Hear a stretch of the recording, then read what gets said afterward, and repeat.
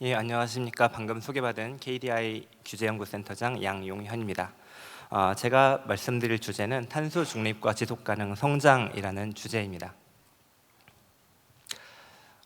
크게 두 개로 말씀을 드리겠습니다. 탄소 중립 추진 시 고려할 사항과 우리나라가 취해야 할 전략에 대해서 말씀드리겠습니다. 첫 번째는 사실 이제 배경으로 말씀드리는 거고, 두 번째에 좀 더 중심을 둬서 말씀드리겠습니다. 탄소 중립 추진 시 고려할 사항은 첫 번째 이제 탄소 중립의 필요성과 현재 상황에 대해서 간략히 말씀을 드리겠습니다. 지구 온난화를 1.5도씨로 제한하기 위해서는 2050년까지 탄소 중립 달성이 필요하다는 것이 IPCC 기후 변화에 관한 국제 범정부 간 협의체 2018년 보고서 1.5도씨 특별 보고서의 내용입니다. 그런데 이제 목표치만 중요한 것이 아니고 2050년에 탄소 중립이라는 그 목표치만 중요한 것이 아니고 경로도 중요합니다. IPCC에서 2022년에 발표한 연구에 따르면 2030년까지 2018년 대비 43% 감축을 하는 경로를 가야 지구온난화를 1.5도씨로 제한할 수 있다라고 했습니다. 그런데 온실가스 배출량은 아직도 증가하고 있습니다.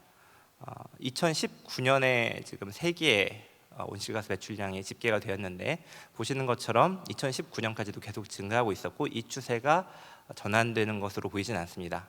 지금 온실가스 배출량이 감소 추세로 전환된 것은 EU 그리고 미국 등 선진국 일부에 불과하고, 우리나라도 보시는 것처럼 2018년에 정점을 찍고 감소 추세로 이제 막 전환을 했습니다. 물론 2020년에 줄어든 것에 비해서는 2021년에 다시 반등하는 모습을 보였고, 작년에도 2021년에 이어서 반등하거나 아니면은 그 정도 수준에 머물 것으로 보입니다. 따라서 지금 전 세계적인 추세에서는 아직 온실가스가 감소 추세로 전환했다고 보기는 어렵습니다.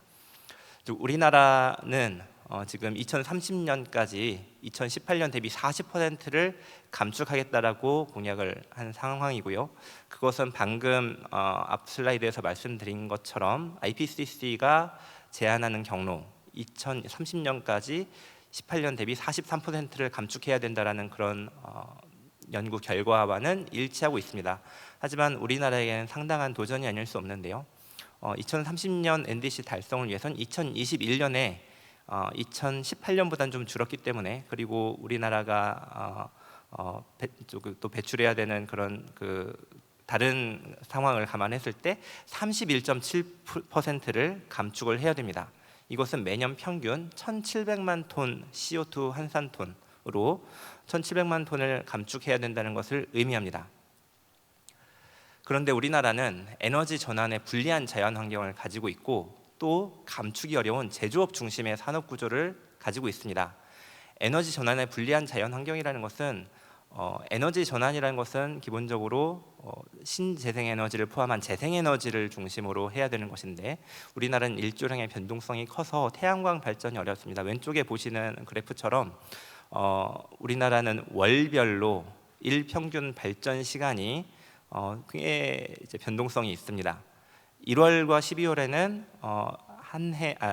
하루 평균 2시간에서 2시간 반 정도 발전이 가능하고요. 물론 경우에 따라서는 더 높이 발전할 수도 있긴 합니다.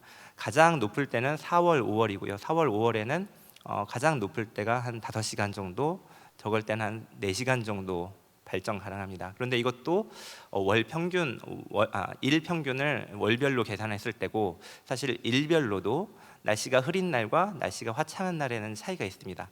그렇기 때문에 매일 그 일조량의 변동성이 크고, 그것도 월별로도 굉장히 큽니다. 또 풍속에 있어서도 풍속이 빠른 그런 좋은 환경을 가진 나라에 비해서는 우리나라 풍속이 좀 느리고, 그리고 계절성도 보이고 있습니다.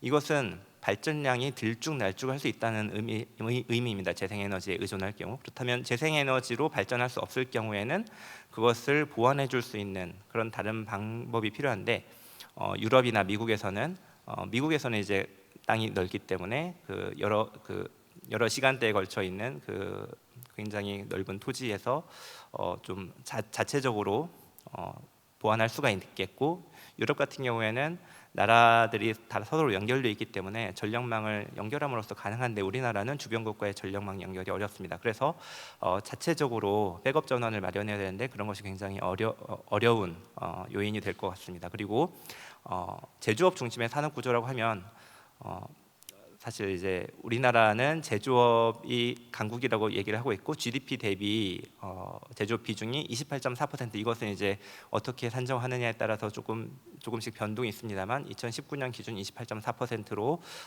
지금 제시가 되어 있습니다. 제조업이 많은 것이 왜 탄소 중립에 좀 어려움을 가져다 주느냐 하면, 제조업은 기술 투자를 통해서 공정 전환을 하고, 그래서 이제 시설 투자까지 이어져야 되는데 이미 지금 되어 있는 시설들을 어떻게든 다른 시설로 전환하려면 기존 시설이 좌초자산이 되는 문제가 있고요. 그리고 시설 투자하는데도 시간이 오래 걸린다는 문제가 있습니다. 특히 철강, 석유화학, 시멘트 등은 난감축 산업이라고 불리고 감축을 달성하기 굉장히 어려운데, 우리나라가 철강, 석유화학, 시멘트 비중이 굉장히 높습니다. 이 세 개 산업만으로도 우리나라 전체 온실가스 배출량의 25%를 차지하고 있는 상황입니다. 2018년 기준입니다만 지금도 크게 바뀌지 않았을 것입니다. 이런 어려움을 반영해서 지난주에 발표됐던 탄소중립 녹색성장 기본계획에서도 산업부문 배출량 저감 목표를 다소 하향을 했고요. 그다음에 재생에너지 비중보다는 원전 비중을 좀 높이는 방향으로 계획을 다소 수정을 했습니다. 그리고 감축 속도도 초반에는 좀 느리게 하고 후반부로 갈수록 높아지는 방향으로 2030년까지 계획을 했습니다. 그럼에도 불구하고 지금 이것만으로 충분한가라는 그런 우려가 있고, 여기에서 우리나라가 어떤 전략을 취해야 되는지 말씀을 드리도록 하겠습니다. 크게 5가지로 말씀을 드리겠습니다. 첫 번째, 저탄소 신산업 육성이 필요하고요. 두 번째로는 전환 부문 우선 감축을 비롯해서 우선순위를 둬야 되겠습니다. 세 번째로는 가격 신호를 강화해서 자발적인 감축 노력을 유도해야 되겠고, 네 번째로는 산업 구조가 저탄소 산업, 저탄소 경제 위주로 변화하는 데 대해서 대응을 해야 되겠습니다. 그리고 글로벌 공급망 관리는 앞선 세션에서도 얘기가 나왔는데 역시 이번 세션에서도 한번 강조를 드리고 싶습니다. 순서대로 말씀을 드리겠습니다.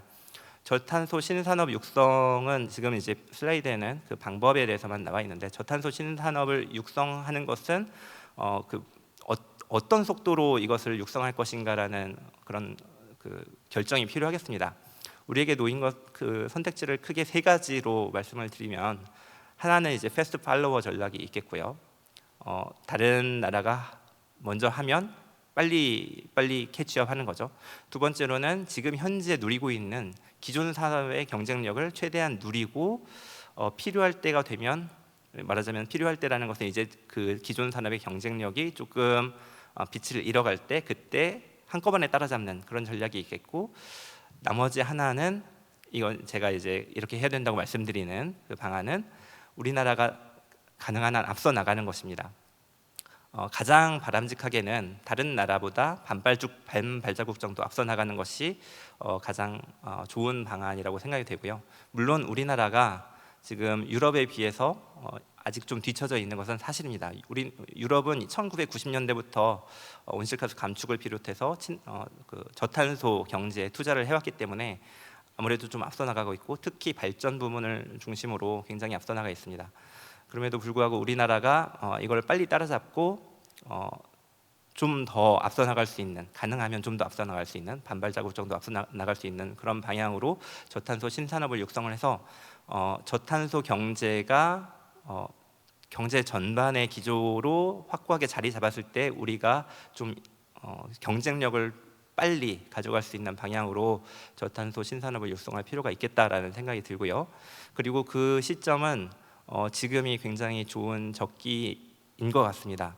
사실 이제 코로나19가 끝나고 이제 작년 끝났다고 표현드리는 게 좀 어렵습니다만, 코로나19가 굉장히 경제를 어렵게 했던 2020년과 2021년을 지나서 작년부터는 경제가 어느 정도 다시 성장 궤도로 들어섰을 때, 그때는 이제 사실 경제가 활황 구조에 있을 때 저탄소 신산업을 육성하는 것은 좌초자산 문제를 크게 발생시키기 때문에 그런 방향으로 전환하는 데 있어서 굉장히 어려움이 있을 거라고 예상이 됐는데, 지금은 오히려 다시 이제 경제가 조금 약간 활기를 조금 잃어가는 그런 상황으로 지금 전환이 됐기 때문에 지금 시기가 오히려 저탄소 신산업을 육성해서 다음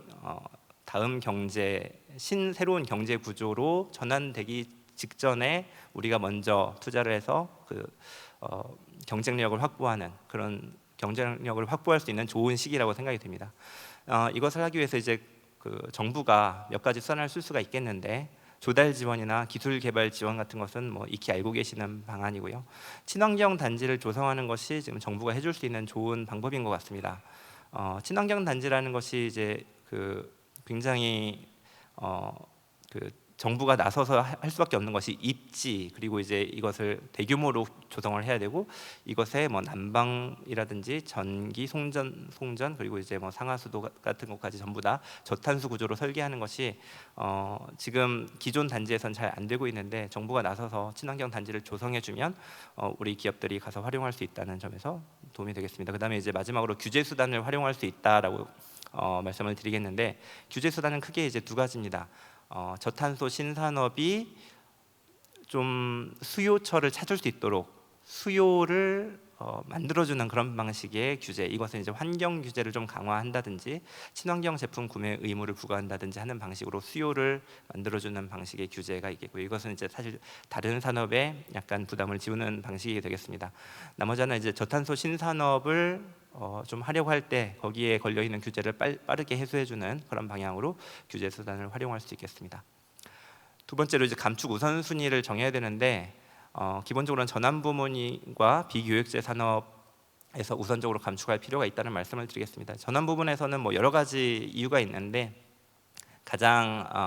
지금 가장 강조드리고 싶은 것은 RE100에 대한 지원입니다. 이제 전 세계적으로 기업들이 RE100, 재생에너지 100% 사용을 좀 추진하는 그런 분위기가 좀 형성되어 있습니다.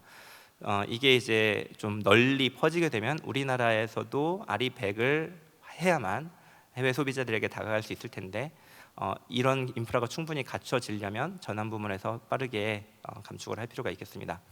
그리고 전환 부문에서의 감축은 모든 부문에 비교적 고르게 영향을 미칠 수 있다는 점에서도 전환 부문 감축이 먼저 필요하겠습니다. 그리고 비교육재 산업이 우선되어야 되는 이유는 무역 경쟁력에 아무래도 직접적으로 영향을 미치는 교육재 산업보다는 간접적으로만 영향을 미치는, 예컨대 수송이나 건물 부문 그리고 국내 서비스 부문에서의 전환이 좀 더 우선순위에 있으면 좋겠다라는 생각을 하고 있습니다. 세 번째로 이제 가격 신호를 강화해야 되겠는데요. 가격 신호는 이제 탄소세와 배출권 거래제가 크게 거론이 되고 있습니다. 전 세계적으로 탄소세보다는 배출권 거래제를 조금 더 많이 도입을 한 상황이고, 탄소세를 도입한 국가는 물론 유럽도 있고 하지만 조금 더 적은 상황입니다. 우리나라에서도 배출권 거래제를 중점적으로 활용하고 있고, 탄소세는 사실 탄소세라는 이름으로 도입하지는 않습니다. 물론 우리나라의 이제 유가에는 교통, 에너지, 환경세라는 게 있어서 탄소세와 유사한 역할을 하고 있긴 합니다. 하지만 이제 탄소세라는 그 명확한 이름으로 도입되어 있지는 않은데, 탄소세와 배출권 거래제를 활용해서 이 탄소를 많이 배출하는 그런 경제 활동에 대해서는 그만큼 가격이 높다.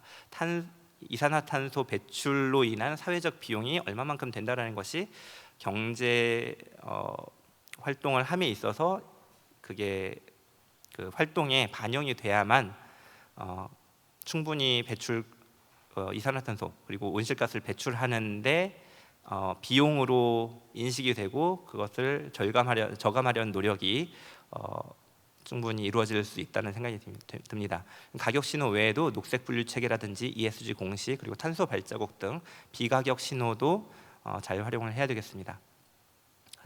그리고 이제 산업구조 변화 대응이 필요하겠는데, 산업구조 변화 대응에서 이제 큰 줄기는 사실 이제 공정전환이라고 불리는 그런 것이라고 볼 수가 있겠습니다. 물론 이제 그 말고도 사양산업 재편을 좀 적극적으로 하는 그런 것도 포함이 되겠습니다만은, 사양산업 재편은 사실은 이제 기업들이 원래는 알아서 하지만 못하는 경우에는 정부가 나서서 조금 지원을 하고 유도를 하는 그런 정책이 필요하겠고, 그 외에 그 주도적인 결정권을 가지고 있지 않은, 기업은 좀 주도적으로 그런 걸 결정할 수 있다라고 하면은 주도적 결정권을 가지고 있지 않은 종사자, 그리고 그 기업들이 머물고 있는 지역에 대해서는 전환을 정부가 좀 적극적으로 지원을 해줘야만이 저탄소 경제로 전환하는 데 있어서의 뭐랄까요, 그 큰 반대 없이 좀 순조롭게 전환이 이루어질 수 있다라는 생각이 들어서 저탄소 전환에 따른 그 공정전환 계획이 같이 공정전환 계획을 같이 세워야 된다는 말씀을 드리고, 보시는 것처럼 EU에서는 공정전환을 굉장히 중요한 축으로 생각을 하고 있습니다. 지금 오른쪽에 보시는 것은 저희 KDI 김현석 박사님이 지역별 저탄소 전환 노출도 지수, 그리고 민감도 지수, 뭐 이 외에도 몇 가지 지수를 만들어서 보셨는데, 전국적으로 어느 지역이 더 노출이 많이 돼 있고 민감하고 더 취약한지를 연구를 하신 바 있습니다. 이런 것을 통해서 공정전환을 추진할 필요가 있겠습니다. 마지막으로 글로벌 공급망 관리는 앞 세션에서도 말씀드렸기 때문에 짧게 말씀드리겠습니다. 지금 저탄소 투자가 급증하고 화석연료 투자가 급감하면서 공급 변동성이 굉장히 확대되고 있는데요. 그 와중에 이제 나타났던 것이 예컨대 마그네슘 인곳이 부족했던 사태라든지 요소수 대란 같은 것이 일어났었습니다. 그리고 지금 이제 비료 부족 문제라든지 아니면 아예 식료품 생산 자체가 줄어드는, 그래서 이제 에그플레이션으로 전이될 가능성, 이런 것들이 제기가 되고 있기 때문에 공급선을 확보하고 다변화하고 대체제를 개발하고 저탄소 제품을 개발할 필요가 있겠습니다. 이상으로 제 발표를 마치겠습니다.